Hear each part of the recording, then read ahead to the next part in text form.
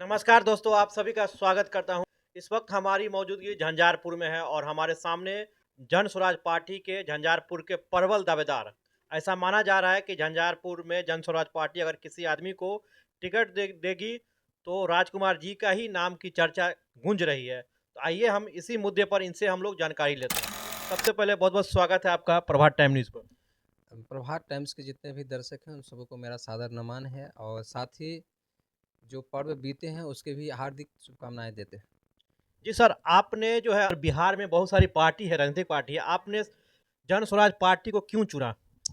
देखिए बिल्कुल आज 70 साल से बहुत सारे पार्टी बिहार में हैं और हम लोग भी राजनीतिक से सक्रिय हैं, लेकिन किसी पार्टी पर मुझे यकीन नहीं था और किसी पार्टी की विचारधारा मुझे अच्छा नहीं लग रहा था। बिहार के सभी जितने भी पुराने पार्टी हैं मुझे एक जैसा दिखता है, जिसकी वजह से हम कभी राजनीतिक में आना नहीं चाहते थे।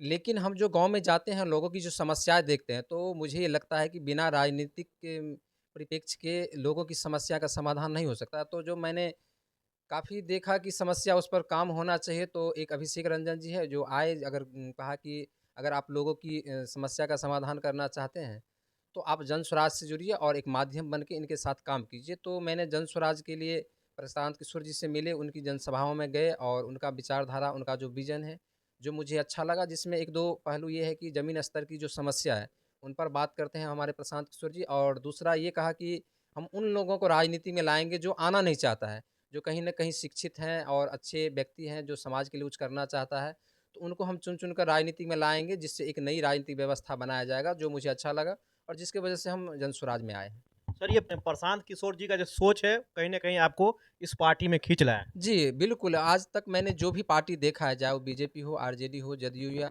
बहुत सारे पार्टी बिहार में हैं, जो मुझे सब एक जैसा दिखता है। कभी इसका भी सरकार बना था, कभी कांग्रेस 40 साल रहे, मान के चलिए, फिर लालू प्रसाद रहे, फिर नीतीश कुमार है, लेकिन बिहार में जो समस्याएँ हैं, वो लोगों में कोई परिवर्तन नहीं हुआ, दिनों-दिन और बढ़ती जा रही है। लेकिन प्रशांत किशोर के जी के साथ जन स्वराज एक ऐसा विज़न लेके आया है, रोड मैप लेके आया है, जो लोगों की समस्या पर बात करती है और मुझे लगता है कि 2025 में बनना भी जन स्वराज की पार्टी की सरकार तय है और एक जन स्वराज की पार्टी की सरकार जब बनेगी तो बिहार में बदलाव निश्चित होगा। बिहार में तो बहुत सारी समस्या है, कौन-कौन सी समस्या को जन स्वराज पार्टी जो है, वो खत्म करेगी? देखिए, सबसे पहला, अगर कहीं न कहीं बिहार में अगर समस्याएँ शुरू हुई है, तो वो शिक्षा का है।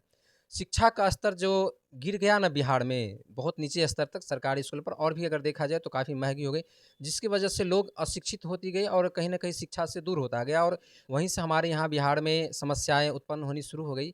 लेकिन अभी अगर बिहार में अगर बात की जाए तो सबसे बड़ी समस्या है बेरोज़गारी।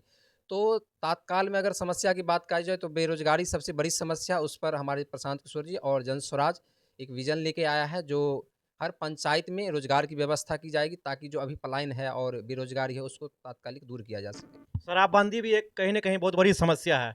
बहुत सारे लोग जो है शराब पीने से मर रहे हैं। कहीं न कहीं देखा जा रहा है कि ये जो है बहुत सारे लोगों का जो जीवन उसका खत्म कर रहा है। क्या कहेंगे उसके बारे में, शराबबंदी के बारे में? देखिए, शराबबंदी सरकार की एक अच्छी पहल थी, लेकिन वो बंद रहता तब तो, यहाँ तो उसका उल्टा हो गया कि पहले दुकान में जो शराब मिलती थी, अब क्या है कि घर-घर आपको, आप ऑनलाइन कीजिए, फ़ोन कीजिए, आपको गाछी कलम में या जहाँ कहीं भी चाहिए, आपको शराब घर ही मिल जाएगा। तो बंद करने की वजह और ज़्यादा फैल प्रशांत गया। किशोर जी तो कह रहे हैं कि हम शराबबंदी को खत्म कर देंगे, फिर से शराब को चालू करेंगे। क्या कहेंगे इसके बारे में आप? देखिए, शराबबंदी प्रशांत किशोर जी कह रहे हैं, कहना उसका सही है कि जब शराबबंदी हुआ ही नहीं है, बिहार में शराबबंदी है ही नहीं, तो इससे तो ज़्यादा बेहतर है कि उसको चालू कर दें, ताकि बिहार की सरकार को रेवेन्यू भी आएगा और उससे जो रेवेन्यू अगर 20,000 या 30,000 अगर जो भी करोड़ आता है, तो वो शिक्षा में लगाया जाएगा, ताकि शिक्षा की अच्छी व्यवस्था बन सके और शिक्षा की अगर अच्छी व्यवस्था बन जाएगी, तो बिहार की जो ये समस्या है, जन समस्या, उस पर थोड़ा न थोड़ा धीरे-धीरे काम होना शुरू हो जाएगा। झंझारपुर से अगर आपको जन स्वराज पार्टी अपना उम्मीदवार बनाती है, तो झंझारपुर की किन-किन समस्याओं को आप खत्म करेंगे? झंझारपुर की जनता आपसे क्या-क्या उम्मीद कर सकती है? देखिए, झंझारपुर की समस्या की बात की जाए या पूरे बिहार की समस्या की बात की जाए, तो कहीं न कहीं पूरे बिहार की जो समस्या है, वहीं झंझारपुर की भी समस्या है। सबसे पहला समस्या यहाँ है कि बेरोज़गारी है, उसके बाद शिक्षा की समस्या है, स्वास्थ्य की समस्या है, बुजुर्गों का जो पेंशन की समस्या है, वो समस्या तो कहीं न कहीं पूरे बिहार की एक जैसा समस्या है। रही बात झंझारपुर में, जब कभी हमें यहाँ की जनता मौका देगी, तो मेरा सबसे पहला काम ये होगा कि सबसे अलग करने की बात आएगी, तो मेरा काम ये होगा कि हम जनता के साथ रहने का प्रयास करेंगे। अभी क्या होता है, नेता चुनाव जीतने के बाद पटना में बैठ जाते हैं, कोई दिल्ली में बैठ जाते हैं। जब आप अपने क्षेत्र में रहेंगे नहीं, जनता के साथ रहेंगे नहीं, तो उनकी समस्या पर क्या आप काम करेंगे? तो मेरा पहला ये विज़न रहेगा कि जब कभी हमें मौका मिलेगी, तो हम अधिक से अधिक समय अपने क्षेत्र की जनता के साथ गुज़ारना चाहेंगे, ताकि उनकी समस्या को सुना जाए। दूसरी बात हमारी ये रहेगी कि जब भी हम कभी झंझारपुर में या कहीं भी अगर मुझे पार्टी या कहीं की जनता अगर मुझे मौका देती है, तो हर पंचायत में हम घर घर जा करके सर्वे कराएंगे, लोगों से पूछेंगे कि आपके पंचायत में सबसे पहला काम क्या होना चाहिए, और वही काम होगा। ऐसा नहीं होगा कि वहाँ पर अगर मान के नाली की ज़रूरत है तो वहाँ रोड बनाएंगे, कहीं अगर मान के हॉस्पिटल की ज़रूरत है तो वहाँ नल जल लगवाएंगे, ऐसा बिल्कुल नहीं होगा। जो समस्या वहाँ की होगी और जो पहला समस्या होगा उस पर काम होगा।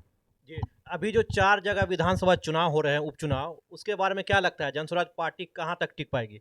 बिल्कुल, अभी जो जन स्वराज पार्टी 4 विधानसभा में जो चुनाव लड़ रही है, वहाँ की जनता से मैं वहाँ के लोगों से विनम्र निवेदन करना चाहूँगा कि आपको सबसे पहले मौका मिला है बिहार को बदलने के लिए, तो आप निश्चित रूप से तैयार होकर, एकत्रित होकर जन स्वराज के साथ जुड़िए, उनको वोट कीजिए और भारी मतों से जन स्वराज के जितने भी प्रत्याशी हैं, उसको जिताइए, ताकि जब भी बिहार में बदलाव का इतिहास लिखा जाएगा, तो आपके जितने भी ये 4 विधानसभाएँ इमामगंज, बेलागंज, तरारी, रामगढ़, इन 4 विधानसभाओं के लोगों के और मतदाताओं का नाम सबसे पहले प्रथम सूची में लिखा जाएगा कि बिहार के बदलाव की जब बात आई, तो सबसे पहले इन लोगों ने भागीदारी निभाई।